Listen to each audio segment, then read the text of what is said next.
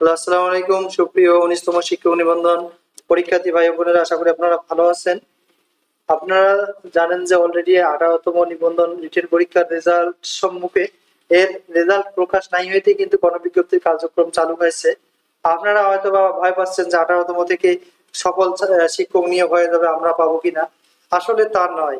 ১৮তমতে highest ৩০,০০০ বা ৩৫,০০০ টেকাবে। ১ লাখের বেশি পোস্ট ফাঁকা রয়েছে। তাহলে আরো অনেক পোস্ট ফাঁকা থাকতেছে, যা কিন্তু আপনাদেরই জন্য। তো আপনারা এই বিষয়গুলো মনোযোগ দিয়ে জানবেন এবং তারপরে একটা ভালো প্রিপারেশন নেবেন।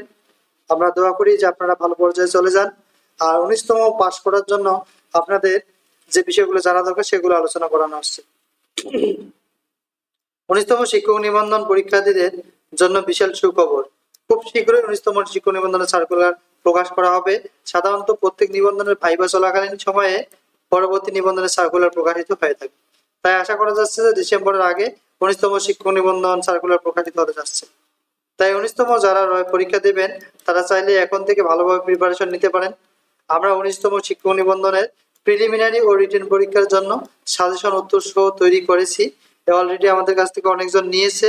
যাদের প্রয়োজন রয়েছে, যারা এখন থেকে প্রিপারেশন নিতে চাচ্ছেন, তারা চাইলে আমাদের কাছ থেকে সাজেশনগুলো সুলভ মূল্যে ক্রয় করতে পারেন।